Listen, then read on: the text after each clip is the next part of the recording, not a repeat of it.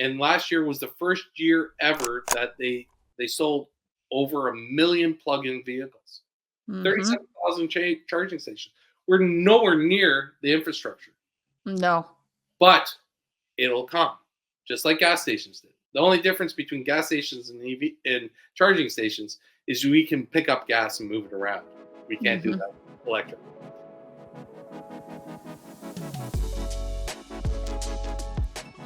Welcome to Facts Not Feelings. Today we are venturing into the transformative world of automotive retail. I am your host, Brooke Furniss, and joining me today we have a special guest with Peter Smith. He's a managing partner at Lion Partnership. Together we're going to unravel the latest shifts in dealership models, from the digital rebound post-COVID to the electrifying future of vehicle sales. We're diving into the pressing questions that are reshaping the automotive buying experience. If you're fascinated by how technology and tradition are colliding in the automotive industry, you do not want to miss this insightful exploration. Tune in for a journey that drives us right into the modern future of modern retailer. Peter, that's your name, not Peter. I don't know what I said there, but Peter, let's go with that. Welcome into the show. It's so good to have you here. I'm so excited right now. Well, I'm glad to be here, Brooke. It's like I said to you earlier. It feels to me that it's the pinnacle of my podcast over the last year to be on your show, and it's just an honor. Thank you. Thank you. And as I told you, that was like, I just kind of need to hear that day, and I so appreciate that, even to be in the realm of saying, good, let alone your pit like that. That's a thank you, thank you very much. I'm so happy to have you on here, and for all your engagement on the live shows, the support you've shown the show. So just thank you so much for being a part of the Facts Not Feelings community. We love having you. My pleasure. My pleasure. Awesome. All right, let's jump into this. Let's get this thing rocking and rolling. So, how have you seen principles of retailing evolve in the past decade, particularly in the context of dealership models? Well, I'd have to go back to when I started in the 80s. And we had a laugh about this earlier about microfiche, and that's how we found cars online. That was online for us. Our computers were filing cabinets, and their cell phones had cords on them. Uh, Yes. we were in the relationship model back then. Everyone had a car person. They went to their car person. They looked after it. As technology evolved into our industry, it became more transactional. And as the internet came in and everything else, we don't even have a yellow pages anymore. And so right now we look at the technology side of it. It eliminated relationships. It all became about convenience, price, and speed.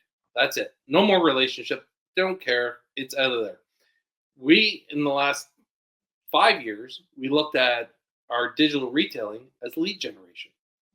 And that's far from the case. So now we're bombarded by two distinct areas of mistakes: digital retailing being misinterpreted, and technology. And now, as we went through the heyday of the last 3 years, we're now realizing what's next, and it's going back to the consumer, and the consumer is going to be the one in control. So that's what I see happening moving forward. I agree. And we could go on a lot about the whole digital retailing portion of it. That is a bit of a hot button with me for a lot of reasons I'm sure you can add here. But with what we just said in mind, what you just said, there is a sentiment that digital retailing, it's dead. It's dead. With some dealers are reverting back to pre-pandemic methods. I mean, you keep hearing, oh, they're lazy. They're lazy. I'm like, well, are they really lazy? Or are they just, that's all they've known? I mean, I'll ask you, what is your perspective on all this? Well, I see it in the investment community. It's called the dead cat bounce, and basically you're gonna see it all disappear, and then it's gonna bounce up again, and then it's gonna disappear again. The Where I see digital retailing, I think it's gonna explode, and the absolute thing with Amazon coming into the marketplace, it's going to show dealers that they need to be pros at it. Not just dip their toes into the pool. They have to be pros at it. That means anything the customer touches is digital. We use digital phones. We use our laptops, we use our iPads, we use everything is digital, everything, and they have to realize that whatever way we're communicating is part of digital retailing. And I don't care if you're talking about a service text back to a customer saying that their brakes are done. That's digital retailing, and it's not Mhm. anything to do with lead generation. It's correspondence. Amen. And that is when you very first started the first answer there, the question about it being a lead gen. I mean, I deal with that so much to it automatically, oh, it's digital retailing, so it has to have a lead. I'm like, but it's way more than that. Like, and if that's the Absolutely. case, then everything that you're looking at is a lead, lead, lead. I'm like, no, there are opportunities, but what else is it driving? They may never actually submit a lead to you. So what happened? Are you taking the time to realize, hey, Brooke got stuck on the trade-in portion of it and never finished it. So is that really a lead? No, it's an opportunity for you now to reach out to the consumer and say, "Hey, Brooke, I noticed that blah blah. That you're on our trade-in, looking at your value of your vehicle.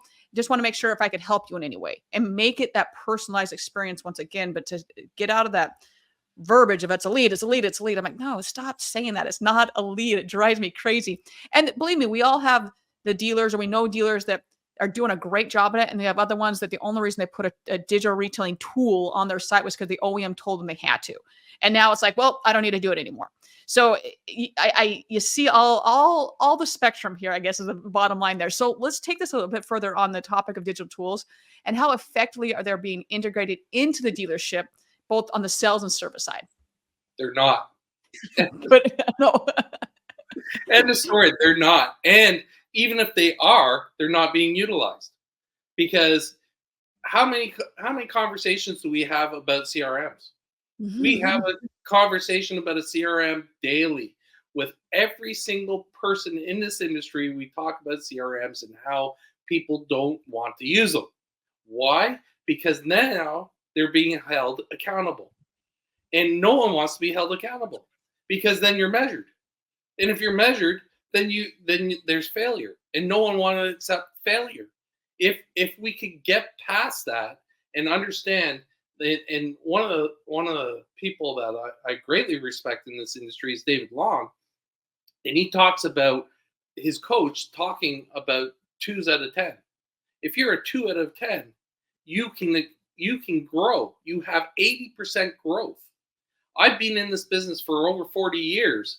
I consider myself a 2 out of 10. I still have growth every single day.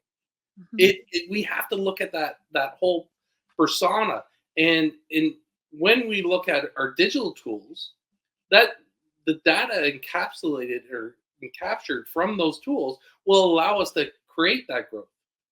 I Good friend Jeff Shearer has an unbelievable telephone system Mhm.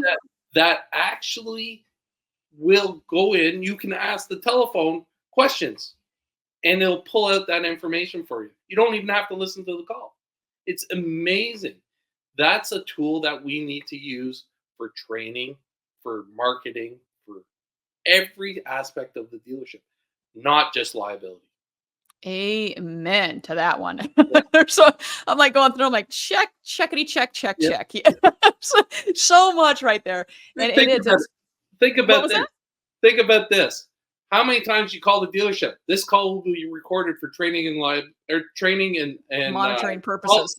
quality purposes. Well, they don't listen to it. No, They they don't. never listen to it because a 3-minute phone call takes 13 minutes to listen to. You don't have the time or the staffing to do it. So Uh, again, we're not using the tools. We need to no. implement them. You CVP. added something on your side, or you added something to your people and process without ever thinking it through and working backwards, work forward. Like, hey, I was told I need this, so I'm going to get it. But what is the point of it? Is it just so you can stay legal or OEM compliant? Are you really doing something with it? We had talking before that I had an owner that he was the only owner I've only personally that I've met that listened to every single phone call that came into the dealerships. And it was for all the dealerships. I just go, how do you have time to do this? And his wife goes, yeah, that's what he does Saturday and Sunday all day. I was like, holy crap, that's pretty impressive. It's very rare that you see that. But even if it's taking, okay, do we need to be alerted about every single thing? And then figuring out, okay, I want this. And then, hey, I want to know that the sentiment of the call was this. And there's so many tools out there, but they're just tools unless you actually do something with it. Yeah. Yeah, yeah, it's incredible using AI today, real AI, Yeah. we can actually get somewhere. Hmm. And it was said on the human side of AI that it's there to amplify the human experience, not Amen. to take away from the human experience, because that is what drives our business. It's humans, it's not machines. Hmm. And as we've discussed multiple times, use AI all the time. But I also understand that, to your point, is it's making things easier for me. It's making the experience better. It's making the end user be like, okay, thanks. You can get to things quicker. You can automate things quicker. But in the automation, understand, are you checking that everything is still working? So with that, let's talk about these enhancing the whole customer experience. So we're kind of led up to this a little bit here. But what innovative strategies do you think dealerships can adopt to engage with customers beyond the traditional sales approach? Well, first of all, the best thing that they can do is invest in their people. Mhm. Invest in their people. That's the number one thing. You look at Soto and all their videos. It's all about loving people more than cars. And if we can take that as a mantra and bring that to where we are going to display our products and our services and everything else, and we invest into our people, we train our people, and we take that time and we understand people will make mistakes, and we don't fire them, and we keep them, and we massage and develop and everything that we can mold them into the best people that they can possibly be. As Ted Lasso says, I'm not here to win games. I'm here to make everyone the best person they can be. Love it. And that's the thought process that we need in this business.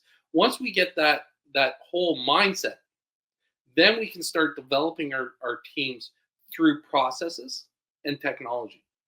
So if we go people, process, technology, that's where we have to look at that whole development of success.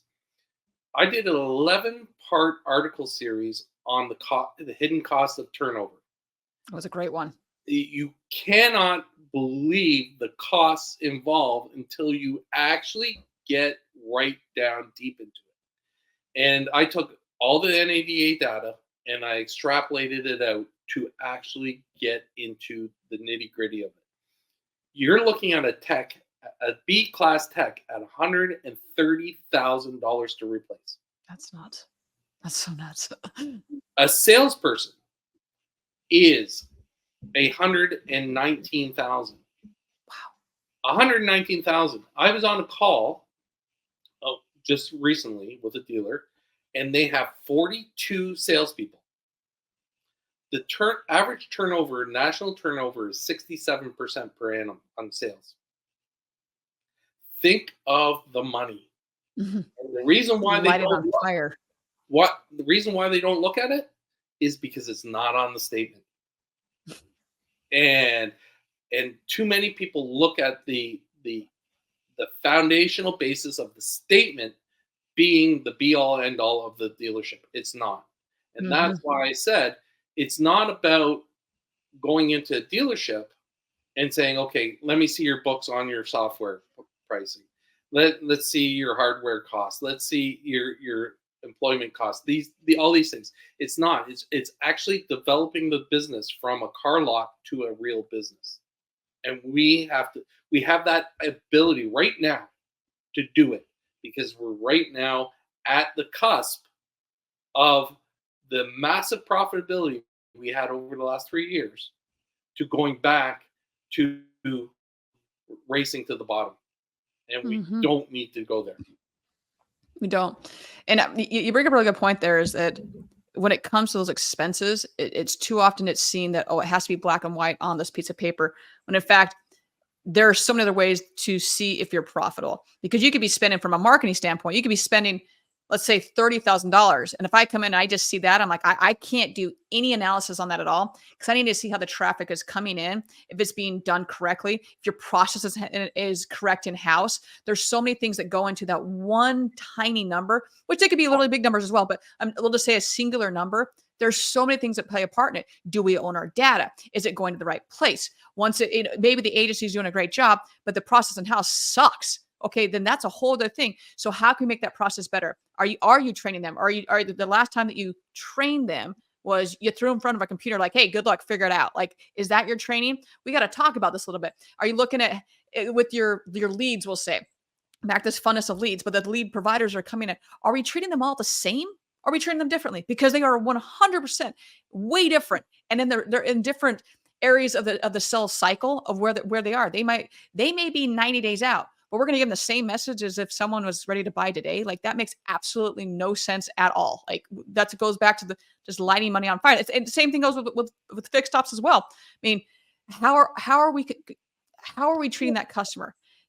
Stephen Apicel and I have had this conversation multiple times about me having to have my warranty with me at all times. Because when I go into a dealership, they don't know what I bought. They have no idea. Why? Could you imagine if someone actually did that correctly? And if the systems talk to each other, that's a whole other thing.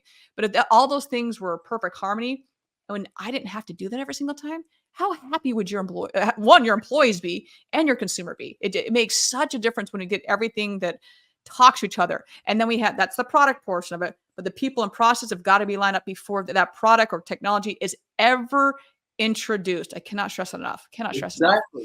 And here's the thing. We look at I'm going to dissect that two segments as well. Yep. You got your people. Think about it this way. We talk about training to nauseam. We really do. And training only accounts for a 23% lift in performance. Wow. The biggest lift is coaching. Mm. Coaching acts additionally, when it's implemented with training, to an 88% lift in performance. Wow. So we have to. Training is just setting the guidelines. This is how, and I'm going to use basketball. This is how you're going to take your free throws. You're going to do this, and it's going to be a repetitive nature until you trained yourself into doing it. Mm-hmm. The coaching is, okay, how do we set up the mindset? How do we fall back on a missed shot, or how do we gain from hitting two in a row? How do we move forward? That's the coaching, and that's going to develop the success. Now, going back to the technology side of it, there are products out there that will start you in that direction, that your people can use all the training and coaching forward. There's a great system out there that when you drive into the service lane, it's already got every bit of information on your computer screen before the car even stops. And it'll tell you all the problems, all the needs, everything about the customer, and you haven't done a single thing. These data capable systems should be implemented in every single dealership. And that's where the focus is going to go forward in this business. That is, again, digital retailing.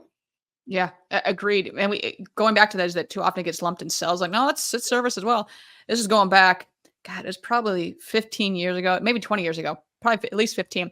And there was a Cadillac store that the minute the car would drive into the service bay, it would read the license plate more or less and be able to tell this, okay, this is Brooke. She's coming in with her Cadillac Escalade, whatever it may be. Here's what's needed. Now, yep. I say that only is that I'd had in the last couple of years, even multiple people say, well, that'd be great. How do we do that? I'm like, it's been done for a really, really long time. It's just finding what works best. Because now there's a lot of different companies that are, arising, and they're just phenomenal, and figuring out, okay, even if it's the best thing, what works best with our people and process? Because you may have the best tool ever, but it doesn't integrate with your people or process. So why would I go spend money on that? I can find another one that's comparable. It may not be as good, but it works a hell of a lot better with my people and process. I'm going to take that every single time. Single time. Now, here's the other side of it. Let's take the people out of it and find the systems that actually work without the people to aid the people.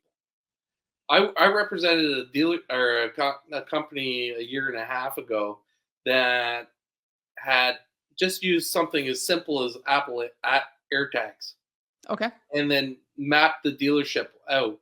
Mhm. It it was used by Longo Toyota, and it saved on average 6 minutes per RO and 20 minutes in the sales process.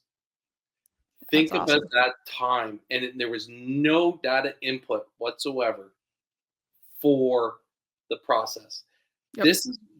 These are things that we need, and if we can implement those and understand that spending that money on that system, that $1,000 a month, is going to have that type of return for us. Think about a dealership that has 100 bays, Mhm. 6 minutes per RO, 100 bays times a week, week, month. How much money are they going to have additional revenue space? That's where we're moving in this direction. Let's go out and spend $50,000 on a coupon that shows up on our website every year, every day, every That's not person, being tracked correctly anyways, and so, and, yeah. every single page it pops up again. And Yeah. and Toyota's got it right. They're eliminating it. They're saying you're not allowed to put that on your website anymore. Yep.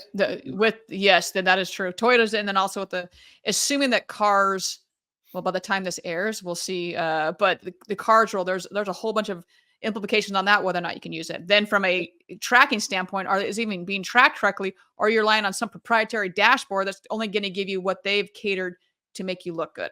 And who owns the data? It goes back. That's the same thing. It goes back to the data portion of it, and it's interesting you bring up the Apple Tag thing.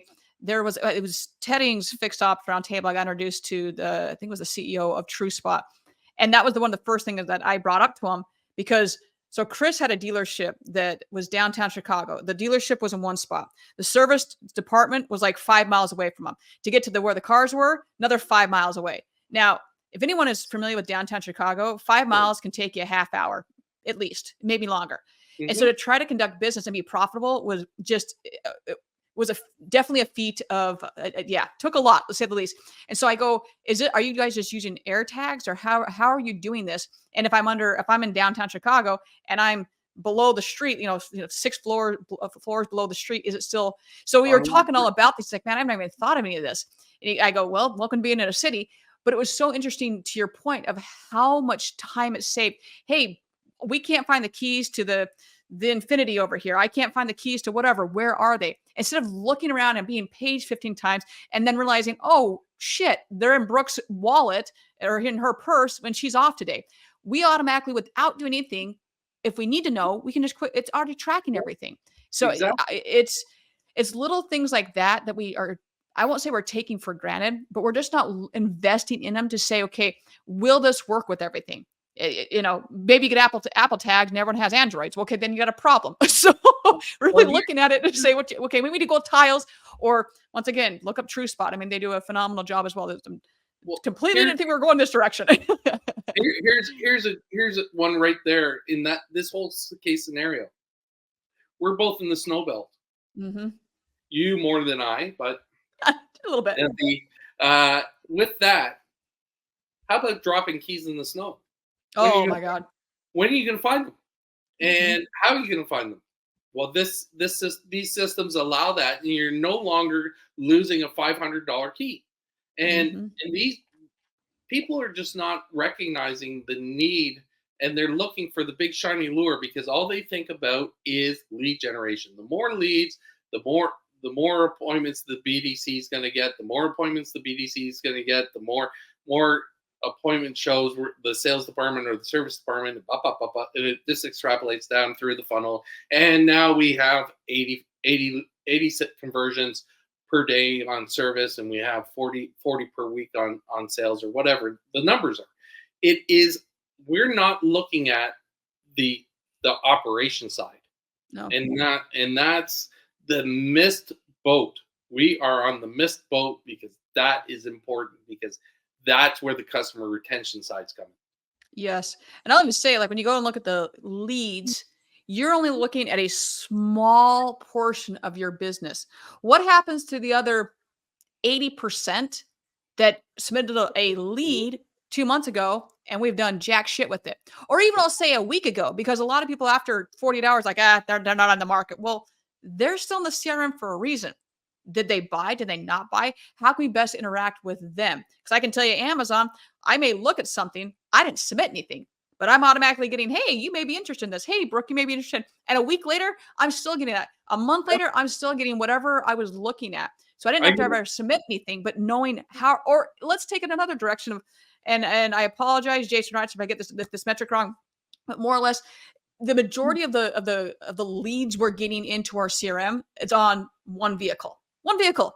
So let's say that vehicle sells. What happens to everybody else that didn't buy that vehicle? How are we working our CRM? How are we working that data to understand we could sell more cars? Like, do we still need to advertise? Yeah, of course you do. You still need to keep up with the digital age, but understand what is happening to all the other customers that didn't get that vehicle. It's a really big problem. Think about this.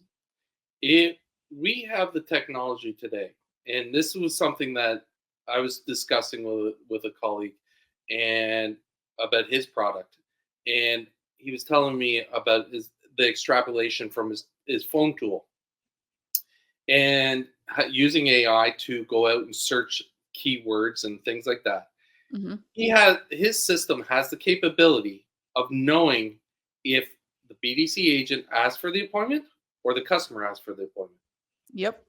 and can then extrapolate from that and do all the calculations to tell you, the stakeholders, the BDC manager, that who is actually your best individual. This system has the capability that I'm going to go back 90 days, and we're now entering an NFL football playoff season. I want to know who's used the term Buffalo Bills Mhm. or Bills or this. And then it's going to extrapolate all that information. Now I'm going to have a tailgate party and I'm going to target that marketplace. We're Amen. not using that capability as a company, as an industry, to actually create an experience that is going to maintain our relationships with our customers. I agree. We So need to get into that. I as you're saying all this, I'm thinking, okay, there's obviously a lot of trends that go on. And what do you think that dealerships should be prepared for in the coming years? Because we've talked a lot of different things in the last, what, 5-10 minutes of Yep. different cool products or hey, Sure. how can I integrate? But in your Yeah. mind, what are those major trends that are coming down the pike? Okay, so the trend that I see coming down is actually going to do two things, and I was asked this. One is the single point of sale contact. Okay. There that you're going to see, in my opinion, you're going to see an elimination of a number of positions within the dealership and going to a single point. This is how we did it 40 years ago. We actually picked up the paper and we wrote out the bank contract and we hand bombed it down to the bank to get paid. We waited there to get and the bank would call us 3 days later and we go pick up the check and bring it back. That's how the business was done 30 years ago. That was the relationship model. That was the single point. You were responsible for everything. There was no F&I manager. There was no closers. There was no tower operator. There was no desk manager. There was no this. We've created a conglomerate of positions that are unnecessary within the dealership. And if we took out all those expenses and reduced our profitability on the front end to improve the customer relationship experience and reduce the price, we would become more profitable. And so you're going to go to, I see it going to a single point. I see it going to a single price. And I see that digital retailing is going to go true omni-channel. That single point can pick it up at any time throughout the sales process. That is the trend that is going to happen. And there's multiple companies out there that are leading the charge, and we know who they are. Mhm. And they're just going to exponentially grow faster than you can think, because it's realistically the dinosaurs in this industry. We know who the two main ones are. One of them is going to be, unfortunately, is going to go the wayside of its late owner, gone. And the prediction was that they'd be bought by Salesforce. But anyways, I just think, I personally think that you're going to find a dramatic change in how we do the business. That is going to be the biggest change, and it's going to be a shocker for most. And the people that resist it are the people that are the age old person that says that we've always done it this way, We've always done it and this this way. is how we got this 18 car showroom, and we built it up from a 2 car lot 57 years ago, and we're successful. And this is, well, yeah. So was Kodak. Kodak, So it was Blockbuster. yeah, yeah. Blockbuster had the opportunity to buy Netflix, Yep. and they turned them down. They said no one's going to want No, it's it sent in the so mail. good. So It's so good. it's all these things that people just don't realize, that we're transitionalizing out of things. Whether it's EV, whether it's rideshare, whether it's this subscription based ownership, Porsche in Canada is leading the charge with subscription based ownership. And people love it. They're paying Yeah. an exorbitant amount of money to be part of this subscription, because they can change their Porsches daily. Yep.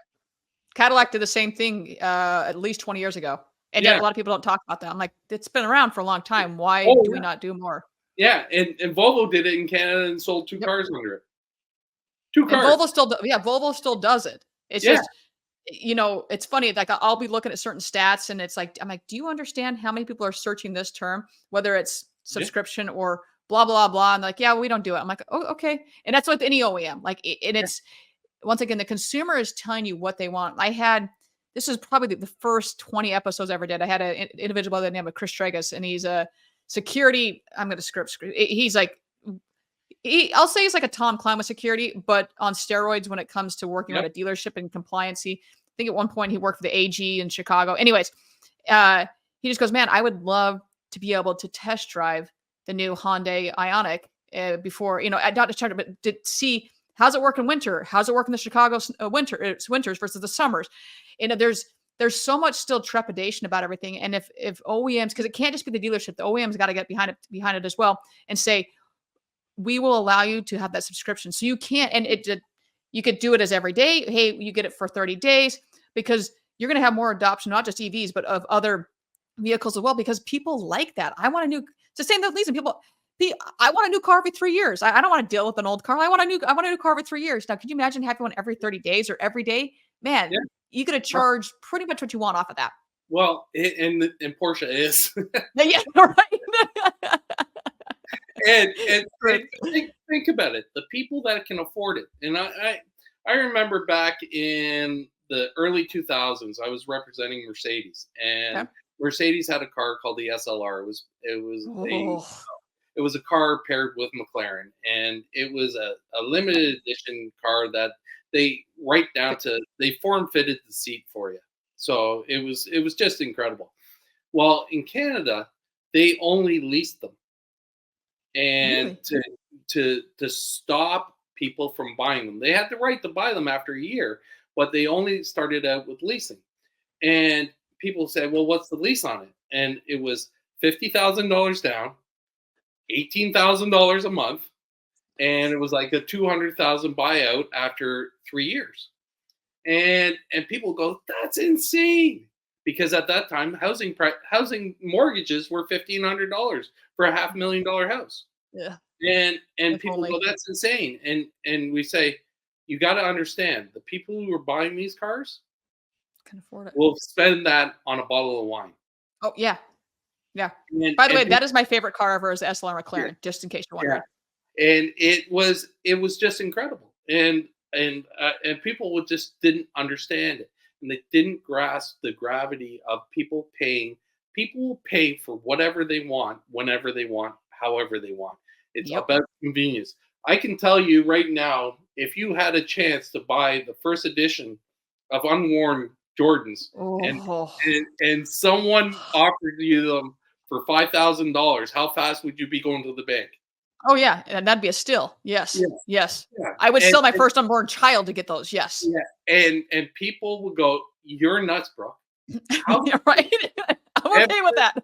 ever think about that? Meanwhile, that pair of shoes might be a $10,000 pair of shoes, or a I, 20,000, or 40, yeah, or a 50. little bit more. Yeah, keep Yeah, going. it just people just don't grasp the gravity of what people's desires are, and No. that is the car business as a whole. I, Amen. Yeah, it is. I mean, I can't remember which OEM it was, but they had their pricing at X price, yep, and they came back to say that we're not charging enough. Like that's the bottom line. And I think it might have been for it might have been for their service oil service change, and they just go, if I as a consumer am buying this luxury vehicle that's very expensive, if it's not a certain price, I'm not interested. So they all yep, just raised their price because mhm. then it was like, oh, well, it's now this price. So I must need it. And it was just a simple understanding how the consumer worked. And it doesn't mean that all luxury things are way more and blah. No, it's just knowing the consumer. We'll go to finance. If you're not getting X, Y, Z, okay, look at it. Why is that the case? Well, is it because you're doing a poor job presenting the numbers, or is it because we just don't have it priced correctly? And understanding the consumer is a never-ending task, to say Well, the I mean, least. if we look at it and we analyze a lot of things that we do, and we create scarcity. Think Oh about yeah. Stanley Cups. Oh my God. Do Yeah, not get me started. I'm good with my Hydro Flask over here. I'm good with my yeah, non-Stanley yeah, Cup. I'm good with that. But man, yeah, people have lost their damn minds. yeah. So if we create scarcity, people want it more. And it's happened throughout time. How many restaurants are actually 100% booked every single night? For like There's 3 months not. straight. Yeah, they create scarcity by turning around and turning away business, Hmm. and that creates a want and a need to get in there. Amen. Right? We have It's multiple to here. I'm like, okay, you want to go to, let me book that out 3 months in advance, or I won't be able to get in. Like, it's just right, crazy. exactly. Meanwhile, you can walk off the street and get a room, or a table. You can Yep. get anything you want. But you just have to be like understanding of your action. Yes. Yes. Okay. So let's transition a little bit over here Sure. to EV vehicles. I know that you have a Tesla, if memory serves me. I You did. you did. That's how I Okay. got. That's how I got Okay. into the business again.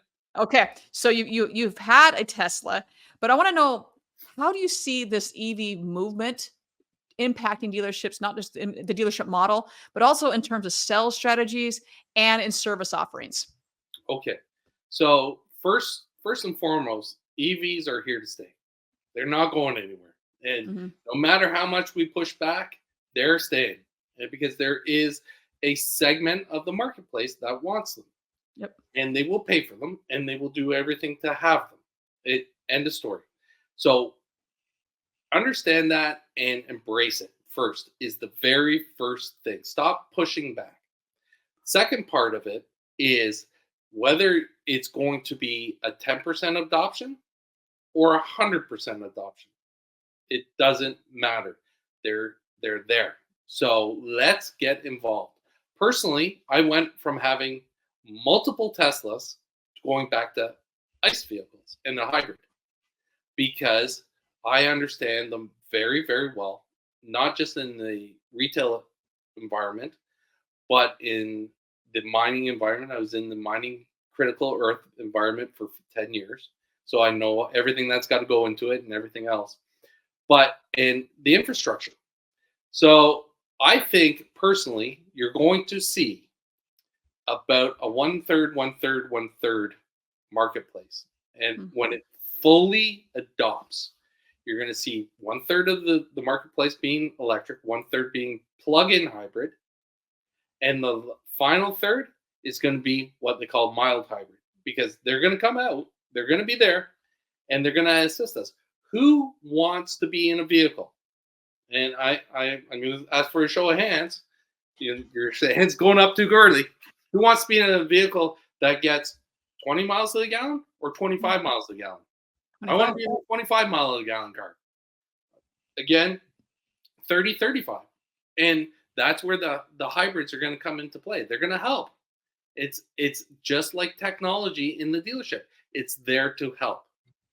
we're not asking dealerships to go out and buy software programs. We're not asking them to do this, this, this, and this. We're asking them to open their eyes to the customer's wants. Not everybody's going to want them, and they might not want them all the time, or they might, on the other side of it, adopt and really want to get into it, especially with the second generation batteries that are coming. I now when you look at that model, now let's transition to the service side. Okay. The service side is going to be a completely different model. My last Tesla had 200,000 miles on it. Jeez. The only thing I replaced in my Tesla was one set of tires, and because I had winters and summers, so Yep. I pushed them out. So I had one set of summer tires put on it, 200,000 miles, and two sets of wiper blades. That's it. Wow. And the car looked brand spanking new when it was written off for a $2,000 accident. So Jeez. it's a that's the other side of it. We can talk about the bad sides, the insurance, this, that, whatever, but they're overcoming that with Tesla going on their own insurance plan and things like that. We have to look at, okay, how do we adopt to our service? Well, we have to bring them in for more inspections. We have to bring them in for tires. We have to bring them in for alignments. We have to really truly become service centers. That's why Tesla calls them service centers. They don't call them Tesla dealerships. They're service centers. Mm-hmm. We're there to provide service. That's it. You go in there and hopefully you get world-class service, which is something that we need to train in the business. We have to train the service advisors that they're salespeople. We have to train. That's a whole different conversation. But we really, really have to adopt to a different mentality. And it's and you got guys like, well, you have your clubhouse room, all things BEV. Yeah, BEV, everything. Yep. With John Ellis and Duran and Larry. And Larry and Duran, and the promotion of what is coming. And it's so important. I heard it today on a call that I was on about Henry Ford building the Model Ts before there were roads or gas stations. Yep. That is the famous quote about EVs. We're building the EVs before we have charging stations. And right now there's 37,000 charging stations in the United States, and last year was the first year ever that they sold over 1 million plug-in vehicles. Mm-hmm. 37,000 charging stations. We're nowhere near the infrastructure. No. But it'll come, just like gas stations did. The only difference between gas stations and EV and charging stations is we can pick up gas and move it around. We can't do that with electric. So not yet. That's the challenge, and we're going to get past that, because you know what, we when we first started with cell phones, did they have detachable batteries? Absolutely. No. Dude, remember the bricks that came out? I mean, they were just, yeah. Once again, we're going to date ourselves here a little bit here, but I'm like, go back to car phones that had to be plugged in all the time, to like the bricks of the cell phones that were just, oh my God, they were horrible. Hey, Brooke, I took out a $10,000 loan when I was 19 to buy a cell phone. Was it a cell phone or was it a car phone? Because the car phones are stupid expensive. No, it was the Motorola brick, the 8,000. Oh, yep. And I took out a loan, and the two things on the loan were the cell phone and a sound system for my truck. It's so sad. But like our first cell phone as a family, my mom was buying, I was like, furniture of some sort, and they gave away the cell phone free. And it was I just go, what is this sorcery? I have no idea what this thing is. The same thing. It was, I don't even have something here that I would show, but it was easily at least that thick. First off, I mean, it's just, the thing was so massive.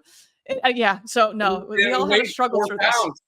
Oh my God, they're so heavy. and it was crazy. People just don't understand. And when we talk about generational changes, I've seen so many generational changes in this industry that are just incredible. From, like, we talked about microfiche, looking for dealer trades on microfiche. And the funny thing is, they send us this little piece of plastic with a microscopic ink on it, and Yep. it was 2 weeks old by the time we got it because that's how long the mail took. And then Yes. and then and it was 2 weeks old before they even shipped it because that's when they took the information from. And by the time we started looking at it, the cars were long gone. So we never did Mhm. daily trades. We went through telex machines, Oh, fax yes. machines.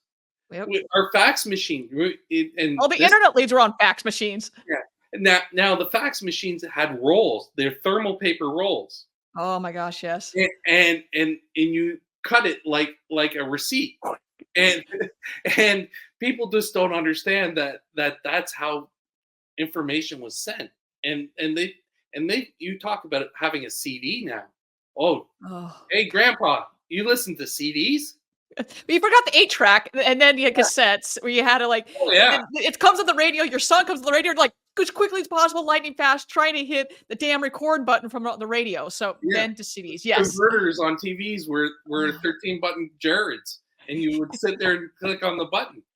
They had no idea before that you had to go up to the TV and spin the dial to get the aerial to change. Yep. And Oh, mercy. it's the generational change that we've been through for technology is in that speed that we've gone through. Now we look at that, and I got corrected. It was Mary Barra, not Stephen Greenfield, that said that the car business is going to change more in the next 5 years than it has in the last 50. It is so true. Just based on technology alone, it's Mhm. going to that techno. And we look at the points: people, process, and technology. The technology is going to change the process, which is going to develop the people. But it's always going to be the people that work through the system because we don't have level 5 autonomous cars yet, and that's a long time away. Agreed. So Oh, agreed. No, yeah, it is. There's been so many changes, and it's just you're doing your best to keep up with them. But if you're just burying your hand in the sand and saying, "I'm not going to do anything about it," that dealership that you're running is eventually going to be sold. Like it's just a matter of time because the technology is coming so quickly. Does that mean you need to know everything? No, yeah. it doesn't. And Just no one has the hire bandwidth. people that do. Yeah. No one has the bandwidth, and that's No. that's the crazy thing. And Jim Ziegler said it in one of the episodes of his show. He said, "Hire an expert because you don't know." Mm-mm. And it's simple as that. You can think about it. The average GM, how many verticals do they have to look after every single day? And if they delve down onto that amount of time that they're going to spend. They're only an hour in a parts department, an hour in their service department, an hour in their new car, an hour in the used car, an hour in the F&I, an hour in detail, an hour in collision, an hour in rental. Now, it how are they going to get proficient at finding the solutions for those No. systems? They can't. Hire people smarter than you. That's what you have to Exactly. do. Richard Hire. Branson. Yep. Hire people smarter than you. All right, Peter. First off, it has been awesome talking to you. I always learn so much when I talk to you. And I believe it's through Larry that we first met. It was Larry Yep. or the Auto. No, it was the Auto Hub show. Auto Hub. Yep. So Ian, Jeff, thank you so much for introducing us and have us both on the show. I just always learn so much when I talk to you. You're just like a wealth of knowledge. I just cannot thank you enough for being on the show. But we have reached that time, Peter, Sure. where we're jumping into the lightning round with you. So, first and foremost, for those that are watching, his wonderful QR codes can be right down here. But for those that are listening in podcast land, how can they follow you? How can they get in touch with you? Well, the best way of getting in touch with me is obviously through lionpartnership.com Okay. or through LinkedIn. And my LinkedIn handle, I believe, is Peter Smith Lion, Lion, I think that's right. Yeah. which is unique that I could grab that, given my name and all. There's a few of us out there. There's a Uh, little. so that's the best way of contacting me. I'm very, very active on LinkedIn, and everyone who knows me knows that's the best part. Larry and I will be together in NADA, doing shows for Lethal Sales, as well as working the event to maximize our exposure. I'm readily available to anybody who wants to get past where they are right now and grow. And just to go off that a little bit more, if you're unfamiliar with what lethal sales is, it's every Wednesday at 7 Central or 7 Eastern?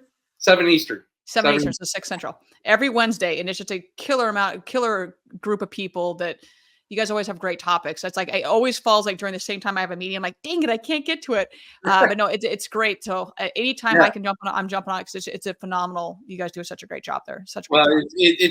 it's an open forum, and as Wendy says, it's a safe zone for all. And we just want to discuss and get this business better. We'll pick a topic, and then we allow all our experts to give their opinions.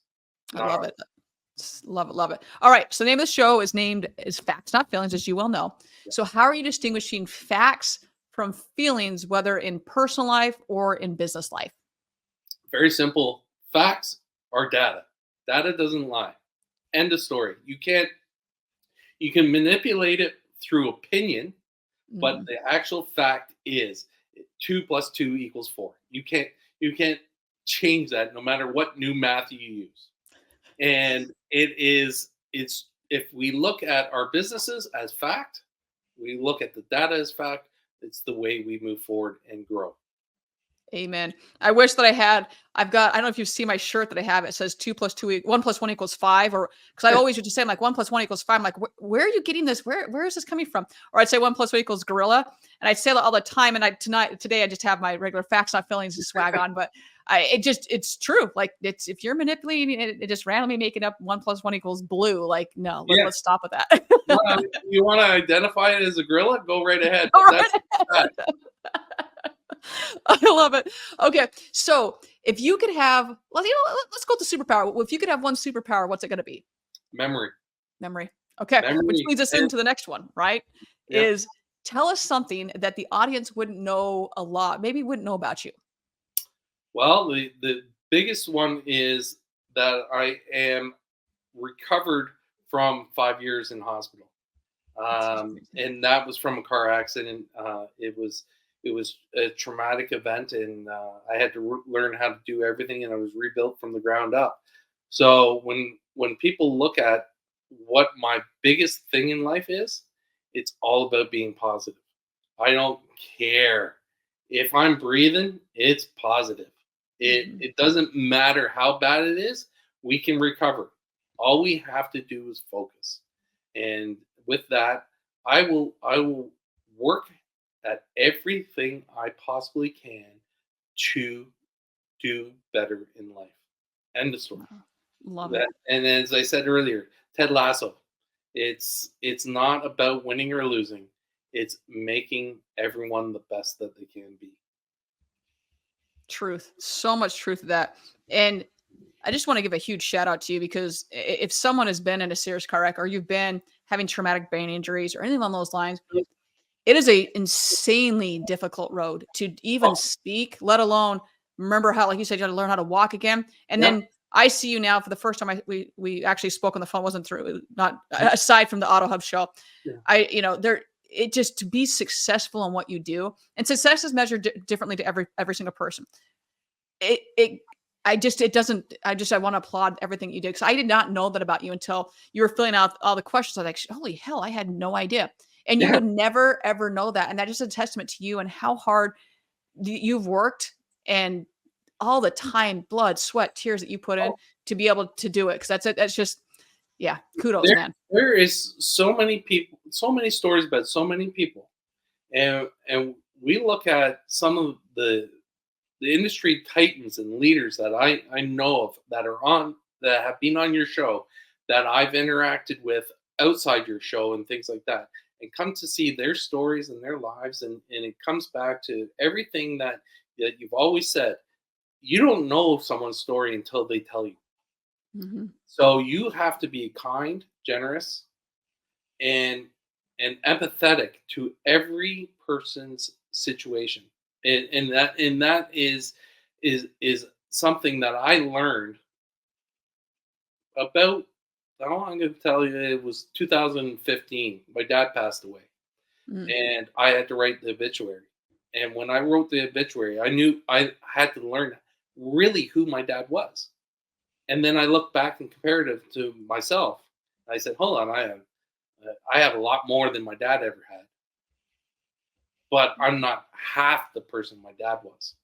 And that changed the dynamics for me tremendously. And I went to that servitude of, hey, I'm there to help people. I'm not there to accomplish things. I've done that. Now it's their time to grow and learn and excel and get great. And that's where I am today. I absolutely love hearing that, and it's so true on all accounts. I mean, it's why are you? What's the purpose behind why you're doing something? I mean, really analyze that and take some time to to dive into it to understand why you're doing something. But with that, it's like I just cannot thank you enough. I mean, obviously love talking with you as it is, learning from you, and then learning more about you. For those like I just can't say it enough. I know I sign off every way to find a way to serve. You have no idea what someone is going through. You have Absolutely. some people like to post everything online, and that's their prerogative. There's others of us that are suffering that don't say a damn thing. So that one kind act of service, that open the door, that smile, that whatever it may be, that simple compliment to somebody, you have no idea the ripple effect that's going to have on anybody. So I just challenge you all every single episode to make that a part of your daily life, to find a way to serve, to help that person. And you may think it's just a really smart, it doesn't need to be grandioso. This could be something that is so simple that will have a everlasting effect on them, and you have no idea what you've done to them. So everyone, as always, thank you so much for being a part of the show. Thank you for being a part of the entire, the whole Facts Not Feelings community. And Peter, once again, thank you so much for being on the show and sharing your awesome knowledge with us today. Thank you, Brooke. I really, really appreciate it, and I look forward to seeing you at NADA. I will be there, sir. I will be there. With that, everyone, we're going to get out of here. So just as always, find a way to serve everyone, and we'll talk to everyone next week.